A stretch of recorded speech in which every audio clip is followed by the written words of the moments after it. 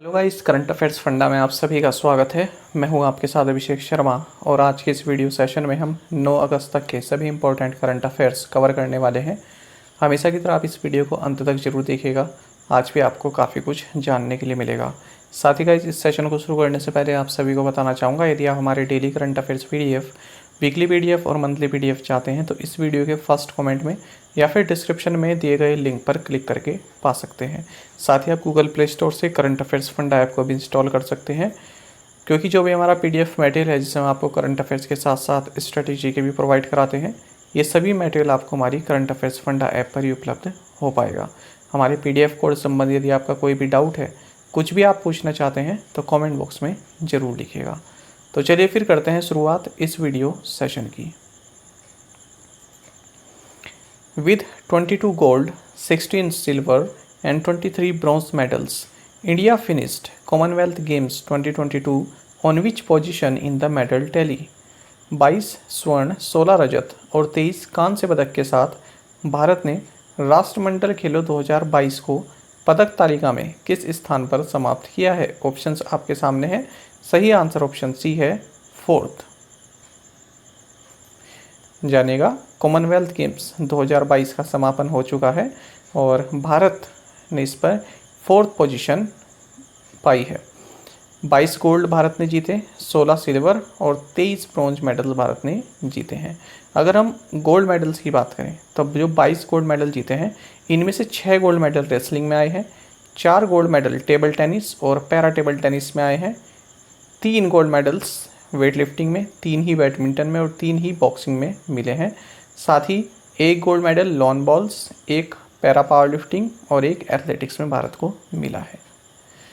देखिए, Commonwealth games 2006 में जो हुए थे उसमें भी भारत को 22 गोल्ड मेडल्स ही जीते थे और इस बार 2022 में भी 22 गोल्ड मेडल्स ही जीते हैं। तो 2006 वाला जो हमारी गोल्ड मेडल की टैली थी उसकी बराबरी हमने की है और इस बार अगर हम गोल्ड मेडल के हिसाब से देखें तो ये joint 4th best Commonwealth games performance हमारी रही है, यदि हम केवल गोल्ड मेडल के हिसाब से देखें। आपको जानना चाहिए, साल 2010 में भारत ने 38 गोल्ड मेडल जीते थे। सबसे ज़्यादा गोल्ड मेडल कॉमनवेल्थ गेम्स में अगर भारत ने जीते हैं तो वो 2010 में जीते हैं। कॉमनवेल्थ गेम्स 2002 में 30 गोल्ड मेडल जीते थे और 2018 के जो कॉमनवेल्थ गेम्स हुए उसमें 26 गोल्ड मेडल जीते थे। आपको बता दें, यदि हम ओवरऑल मेडल्स की बात करें, यहाँ पर तो हमने गोल्ड मेडल्स की बात की थी कि गोल्ड मेडल के हिसाब से 4th बेस्ट परफॉर्मेंस रही है।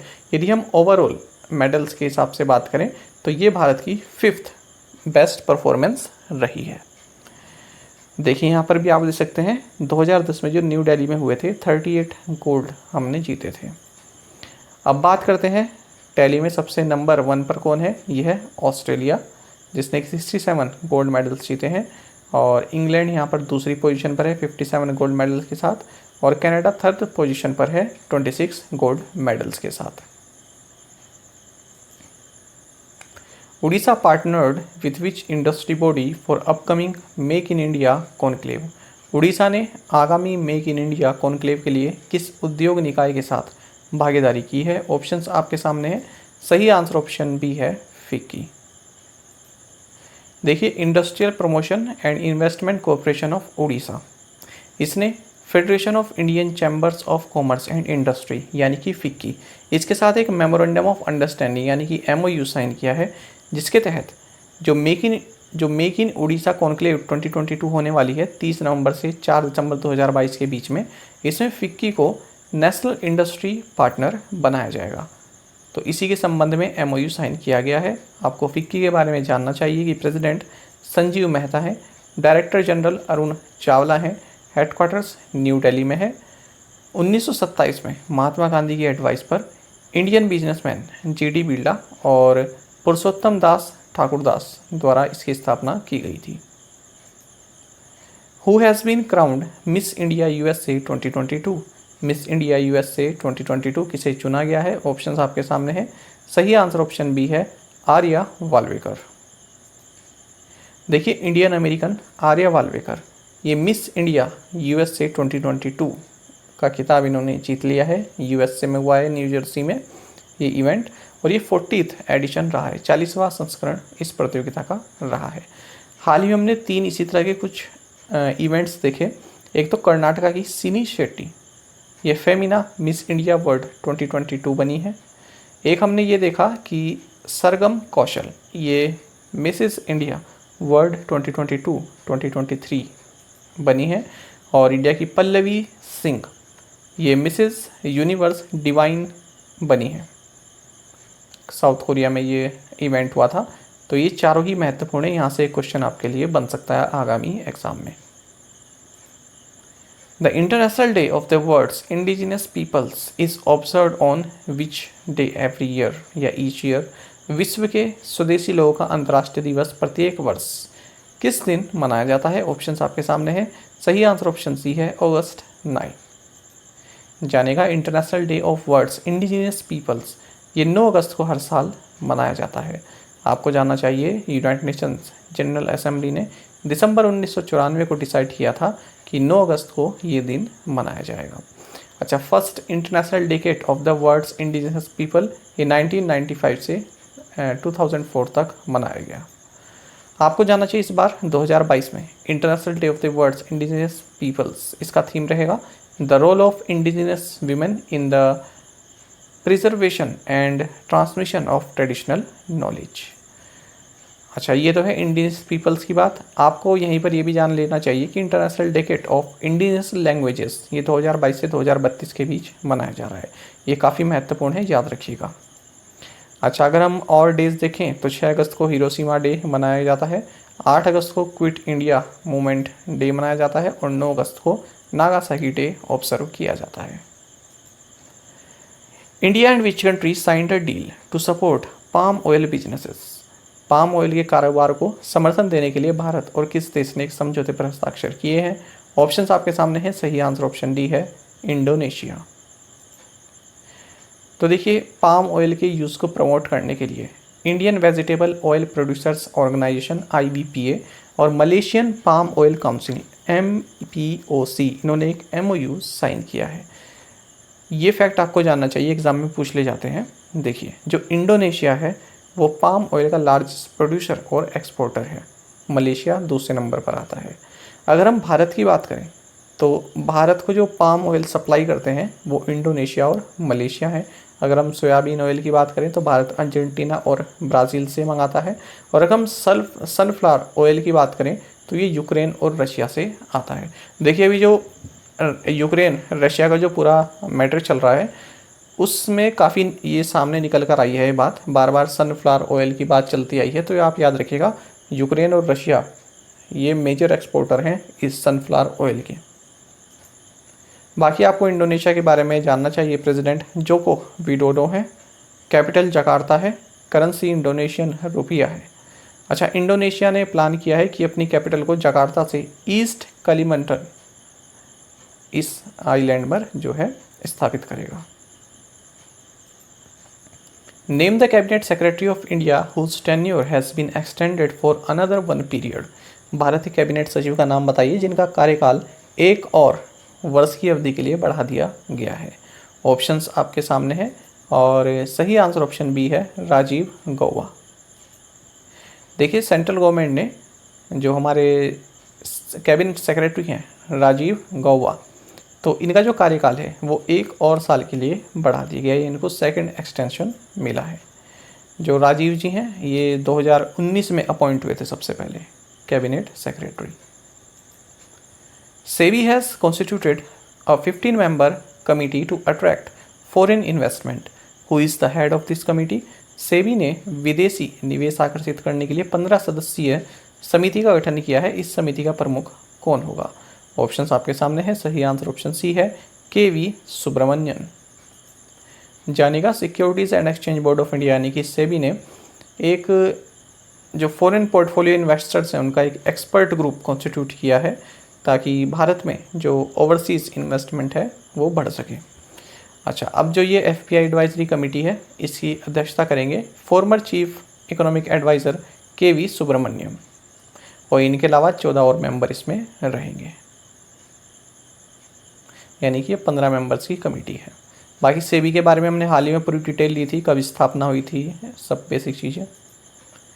The RBI has imposed a penalty of 82 lakh rupees on which city-based Jupiter Capital Private Limited for breach of norms on submission of credit information.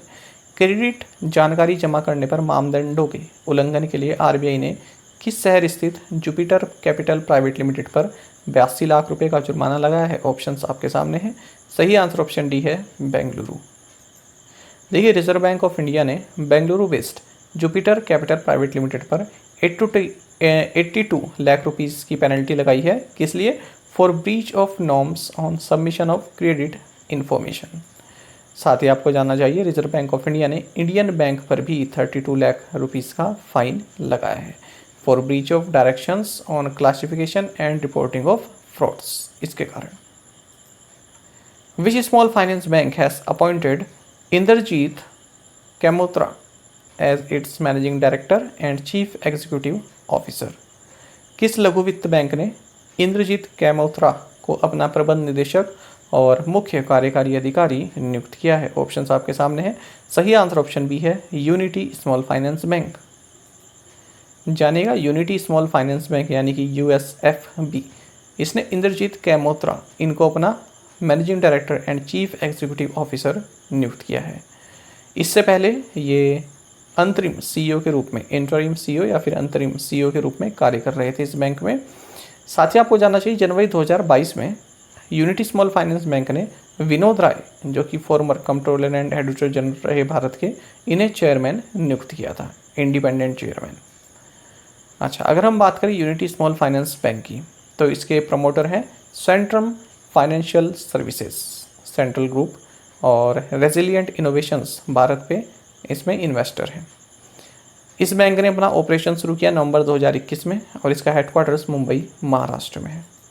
साथ ही आपको जानना चाहिए कि जनवरी 25, 2022 से लागू हुआ है, क्या लागू हुआ है? जो scam hit Punjab and Maharashtra cooperative bank है, पीएमसी बैंक है, तो उसका भी एमलगमेशन इसमें हुआ है, यूनिटी स्मॉल फाइनेंस बैंक में इसको मिला दिया गया है। ठीक है, और अब जितनी भी ब्रांचेज़ हैं पीएमसी बैंक की, इस Punjab and Maharashtra cooperative bank की जितनी भी ब्रांचेज़ हैं, वो अब यूनिटी स्मॉल फाइनेंस बैंक की ब्रांचेस के रूप में फंक्शनिंग कर रही हैं इस डेट से, 25 जनवरी 2022 से। तो ये सभी जानकारी आपके लिए महत्वपूर्ण है। HDFC mutual fund has launched 2 ETFs, HDFC Nifty next 50 ETF and HDFC Nifty 100 ETF. What is the meaning of ETF here?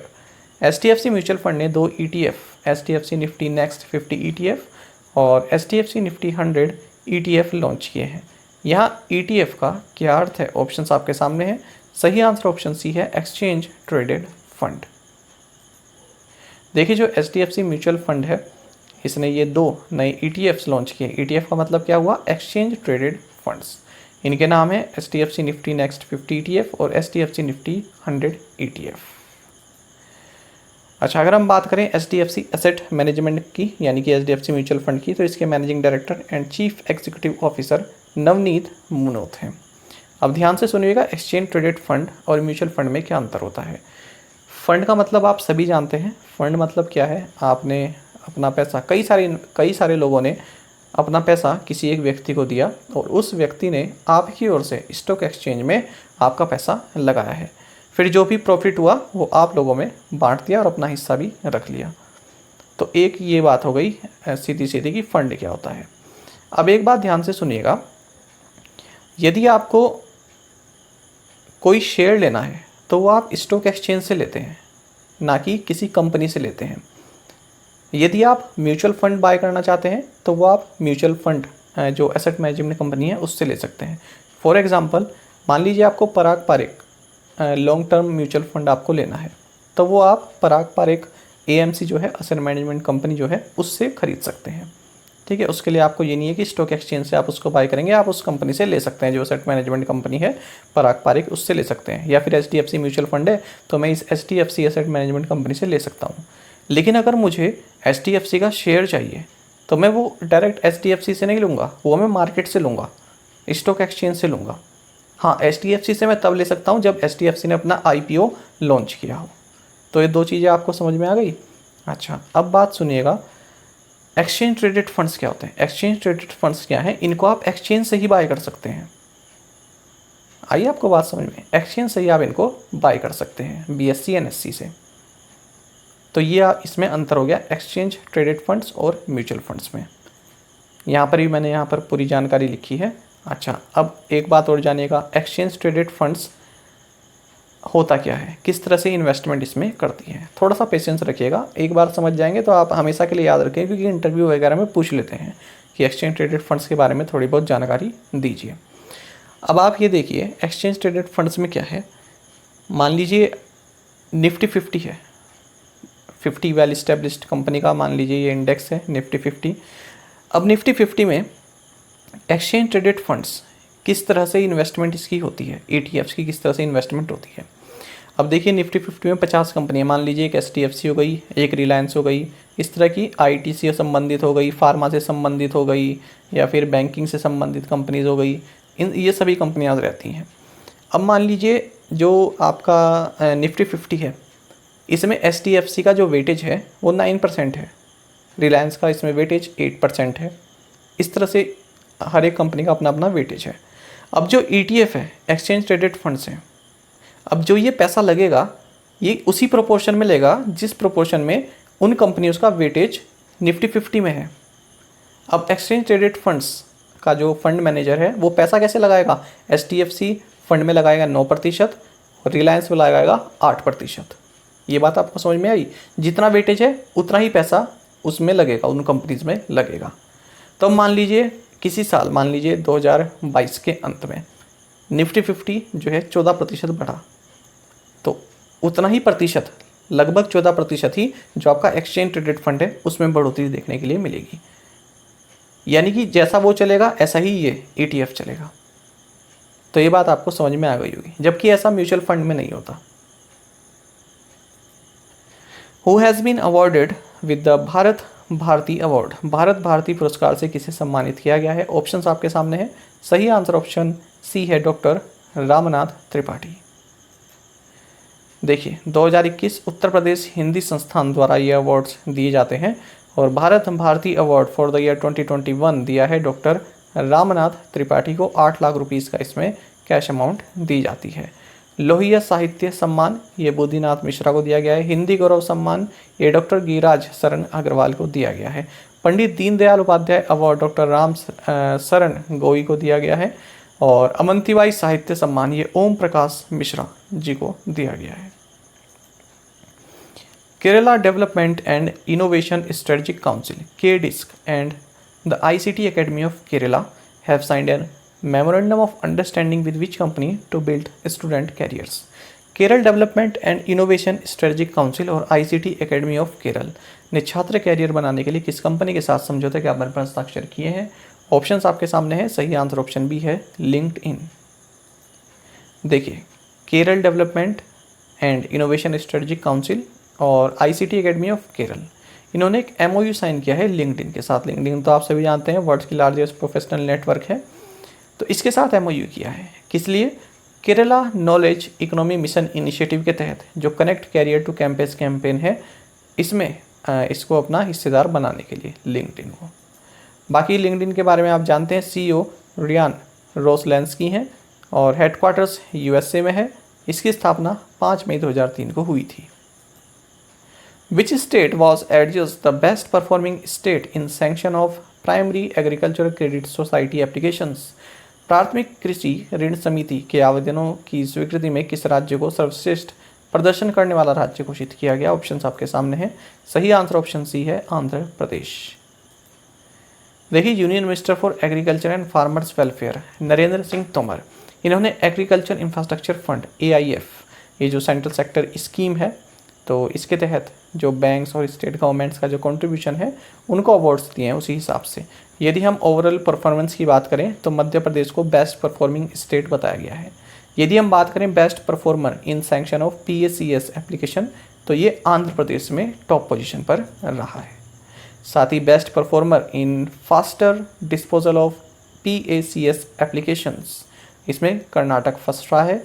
और rising state under agriculture infrastructure fund ये राजस्थान रहा है। नाबार्ड कंसल्टेंसी सर्विसेज, इसको भी यहाँ पर सम्मानित किया गया है, जो किसी स्कीम का नॉलेज पार्टनर है। और अगर हम बेस्ट परफॉर्मिंग बैंक्स की बात करें तो स्टेट बैंक ऑफ इंडिया पहले नंबर पर रहा है, उसके बाद पंजाब नेशनल बैंक और बैंक ऑफ इंडिया। अच्छा, अगर हम बात करें सेकंड कैटेगरी जहाँ पर कि बैंकों को उनके वैल्यूएबल कंट्रीब्यूशन के लिए अवार्ड दिया गया, तो ये बैंक ऑफ बड़ौदा पहले नंबर पर है, फिर है central bank of India. Target achievers category में पंजाब नेशनल बैंक पहली पोजीशन पर है। अगर हम best performing regional rural bank की बात करें तो मध्य प्रदेश ग्रामीण बैंक पहली पोजीशन पर रहा है, उसके बाद मध्यांचल ग्रामीण बैंक महाराष्ट्र, उसके बाद मध्यांचल ग्रामीण बैंक रहा, फिर महाराष्ट्र ग्रामीण बैंक रहा है। The Indian DOTA-2 esports team clinched the bronze medal by defeating which team in the Commonwealth Esports Championships in Birmingham? भारतीय DOTA-2 esports टीम ने बर्मिंघम में कॉमनवेल्थ ई-स्पोर्ट्स चैंपियनशिप में किस टीम को हराकर कांस्य पदक जीता? सही आंसर ऑप्शन डी है, न्यूजीलैंड। देखिए, इंडियन DOTA-2 ई-स्पोर्ट्स टीम, इन्होंने ब्रॉन्ज मेडल जीता है कॉमनवेल्थ ई-स्पोर्ट्स चैंपियनशिप्स जो कि बर्मिंघम में हुई है। तो ये 3 लोगों की इसमें टीम रही, इन्होंने न्यूजीलैंड को 2-0 से हरा है। तो ई स्पोर्ट्स हैं ये, हालांकि ये जो मेडल है ये काउंट नहीं होता है उसमें, टेबल में जो मेडल टैली है उसमें। Which of the following has delivered the locally developed quick reaction fighting vehicle to the Indian army? निम्नलिखित में से किसने भारतीय सेना को स्थानीय रूप से विकसित क्विक रिएक्शन फाइटिंग व्हीकल दिया है? सही आंसर ऑप्शन डी है, टाटा एडवांस सिस्टम्स। देखिए, टाटा ग्रुप की जो एयरोस्पेस एंड डिफेंस आर्म है टाटा एडवांस्ड सिस्टम्स लिमिटेड, तो इन्होंने indigenously developed quick reaction fighting vehicle medium ये दिया है इंडियन आर्मी को। 2 टाइम ओलंपिक मेडल विनर, माफ़ कीजिएगा, 2 time Olympic medal winning shuttler PV Sindhu backed her first ever Commonwealth game gold medal in singles, which player was defeated by her in the final? 2 बार की Olympic पदक विजेता shuttler PV Sindhu ने एकल में अपना पहला कॉमनवेल्थ गेम्स स्वर्ण पदक जीता। फाइनल में उनके द्वारा किस खिलाड़ी को हराया गया? ऑप्शंस आपके सामने हैं। सही आंसर ऑप्शन ए है, मिशेल ली। अच्छा, कई लोगों ने अंतिम दिन मेडल जीते, पर PV सिंधु पर ये क्वेश्चन क्यों बनाया मैंने? क्योंकि PV सिंधु जब भी कोई टूर्नामेंट जीतती हैं, आप देख लीजिएगा, वो आपके आने वाले एग्जाम में ज़रूर पूछा जाता है। कोई भी चैंपियनशिप हो यदि इन्होंने जीती हो, इनसे संबंधित जरूर क्वेश्चन आता है। देखिए, 2 time Olympic medal winning shuttler हैं, शटलर यानी कि बैडमिंटन प्लेयर हैं। PV सिंधु तेलंगाना हैदराबाद तेलंगाना से आती हैं। इन्होंने अपना पहला कॉमनवेल्थ गेम्स गोल्ड मेडल जीता है सिंगल्स में। इन्होंने कनाडा की मिशेल ली को हराया है। आपको बता दें, ये PV सिंधु का 3rd मेडल है कॉमनवेल्थ गेम्स में। 2018 गोल्ड कोस्ट गेम्स में सिल्वर मेडल जीता था, 2014 ग्लासगो गेम्स में ब्रॉन्ज मेडल जीता था, और इस बार इन्होंने गोल्ड मेडल जीता है। अब बात करते हैं मेंस कैटेगरी की। तो भारतीय शटलर हैं लक्ष्य सेन, अल्मोड़ा उत्तराखंड से आते हैं। इन्होंने मलेशिया के नगजे योंग इनको हराया है मेंस सिंगल्स फाइनल में, और इनका भी ये पहला गोल्ड मेडल रहा है। अच्छा, कॉमनवेल्थ गेम्स के इतिहास में पहली बार ऐसा हुआ है जब भारत ने मेंस और विमेंस सिंगल्स दोनों में ही गोल्ड मेडल जीता है। साथ ही लक्ष्य सेन ये 4th इंडियन बैडमिंटन प्लेयर बन गए हैं जिन्होंने गोल्ड मेडल जीता है सिंगल्स कैटेगरी में, मेंस सिंगल्स कैटेगरी में कॉमनवेल्थ गेम्स में। इनसे पहले प्रकाश पादुकोण ने 1978 में, सैयद मोदी ने 1982 में और P कश्यप ने 2014 में गोल्ड मेडल जीता है। बात करेंगे इंडियन शटलर किदाम्बी श्रीकांत की। इन्होंने मेंस सिंगल्स में ब्रॉन्ज मेडल जीता है। इंडियन टेबल टेनिस प्लेयर जी सातिया, इन्होंने भी अपना कॉमनवेल्थ गेम्स में पहला सिंगल मेडल जीता, इन्होंने ब्रॉन्ज मेडल जीता है। बात करें Indian squash player Deepika Pallikal और सौरव घोषाल की, इन्होंने ब्रॉन्ज मेडल जीता है। और Indian race walker Sandeep Kumar, इन्होंने भी ब्रॉन्ज मेडल जीता है मेंस 10,000 मीटर रेस वॉक में। बात करें para table tennis player Bhavina Patel की, तो ये फर्स्ट एवर इंडियन बन गई हैं जिन्होंने गोल्ड मेडल जीता है कॉमनवेल्थ गेम्स में पैरा टेबल टेनिस इवेंट में। ये भी काफ़ी महत्वपूर्ण आपके लिए रहेगा। इंडिया की जैवलिन थ्रोवर अन्नू रानी, इन्होंने भी कॉमनवेल्थ गेम्स में महिलाओं के इवेंट में भारत को पहला मेडल दिलाया है जैवलिन थ्रो में, इन्होंने ब्रॉन्ज मेडल जीता है। 60 मीटर्स का इन्होंने भाला फेंका। अच्छा, साथ ही आपको जानना चाहिए कि बैडमिंटन मेंस डबल्स में भी भारत ने पहली बार कॉमनवेल्थ गेम्स में गोल्ड जीता है। तो गोल्ड में कौन सी टीम रही? सात्विक साईराज, रंकी रेड्डी और चिराग शेट्टी, इन दोनों की टीम्स ने मेंस डबल जीता है, बैडमिंटन में गोल्ड मेडल जीता है। इंडियन वीमेंस हॉकी टीम की अगर हम बात करें, इन्होंने न्यूजीलैंड को हराकर ब्रॉन्ज मेडल जीता है। और अगर हम बात करें क्रिकेट की, क्रिकेट में जो भारतीय महिला रही, इन्होंने सिल्वर मेडल जीता, ऑस्ट्रेलिया ने गोल्ड मेडल जीता। अगर हम बात करें यहाँ पर टेबल टेनिस मिक्स्ड डबल्स की, तो शरद कमल अचंता और श्रीजा अकुला, इन्होंने यहाँ पर गोल्ड मेडल जीता है कॉमनवेल्थ गेम्स में। अगर हम बात करें इंडियन टेबल टेनिस प्लेयर शरद कमल की, जिनकी बात हमने यहाँ पर की है, तो इन्होंने अपना गोल्ड मेडल जीता है सिंगल्स में, और ये इनका दूसरा मेंस सिंगल्स गोल्ड है। इससे पहले 2006 में भी जीत चुके हैं। ये भी याद रखिएगा, शरद कमल से संबंधित भी क्वेश्चन आपसे पूछा जा सकता है। देखिए, मैंने आपको जो डेली जो भी इवेंट हुए हैं सबसे संबंधित हर एक चीज़ बताई है डिटेल में, इसलिए आप यहाँ से कोई भी क्वेश्चन मिस नहीं करेंगे, कोई भी एक भी फैक्ट मिस नहीं करेंगे, आपके एग्ज़ाम में पूछा जाएगा।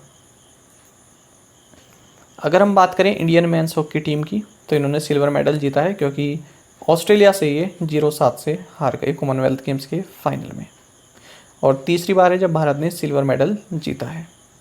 और भारत और ऑस्ट्रेलिया की अगर हम बात करें, तो ऑस्ट्रेलिया ने अपना 7वां लगातार बार यहाँ पर कॉमनवेल्थ गेम्स में गोल्ड मेडल जीता है। अच्छा, अब एक और एक्स्ट्रा इन्फॉर्मेशन ले लीजिए। ऑस्ट्रेलियन स्विमर हैं एमा मैक्यून, फीमेल हैं।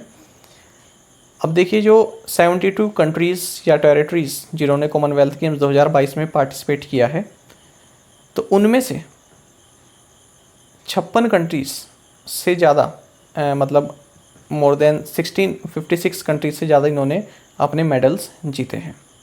समझने की कोशिश कीजिएगा। देखिए, केवल 16 ही ऐसे देश हैं जिन्होंने 8 या फिर उससे ज़्यादा मेडल जीते हैं। अब जो एमा मैक्यून है, इन्होंने 8 मेडल जीते हैं। एक तो ब्रॉन्ज जीता इन्होंने इसी बार कॉमनवेल्थ गेम्स में, एक सिल्वर जीता और 6 गोल्ड मेडल्स जीते, यानी कि टोटल कितने हो गए? 8 मेडल्स इनके हो गए हैं। तो केवल 16 ही ऐसी कंट्रीज़ रही या फिर टेरिटरीज़ रही जिन्होंने 8 या इससे ज़्यादा मेडल्स जीते हैं। तो कुल मिलाकर ये कह रहे हैं कि 56 नेशन या टेरिटरीज से ज़्यादा मेडल्स तो इन अकेली ने ही जीते हैं। तो आपको केवल ये याद रखना है कि जो ऑस्ट्रेलियन स्विमर हैं एमा मैक्यून, ये सबसे सक्सेसफुल एथलीट बन गई हैं कॉमनवेल्थ गेम्स हिस्ट्री में, और इन्होंने 8 मेडल्स जीते हैं। चलिए, प्रीवियस असाइनमेंट क्वेश्चंस के आंसर देखेंगे। Sunaina Kuruvilla represents India in which sport? Squash. Who replaced Ben Silverman as the CEO of Pinterest? Bill Ready. Maasai Mara national reserve is located in which country? Kenya. यदि आप wild life की videos देखना आपको अच्छा लगता है कि जो जंगल होते हैं किस तरह की लाइफ है, तो आप देख सकते हैं मसाई मारा के बारे में, काफ़ी इंटरेस्टिंग है। India's annual per capita income at constant prices in 2021-22 was 91,481 rupees. India's annual per capita income at current prices in 2021-22 was 1.5 lakh rupees. The Index of Economic Freedom is an annual index and ranking created by the Heritage Foundation and the Wall Street Journal. इसमें Singapore पहली position पर रहा, India 131 पर। ये हमने MCQ format में किया है।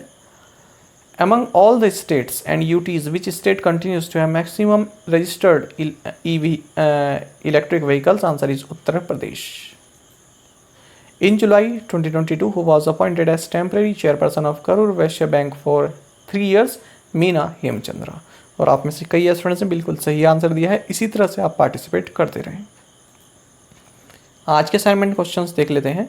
World lung cancer day is observed globally on which day? India celebrated second Javelin Throw Day on 2022। किस तारीख को मनाया हमने second Javelin Throw Day? Who has taken charge as Director Technical of REC Limited? Which city hosted the International Conference on Chemistry and Applications of Soft Materials?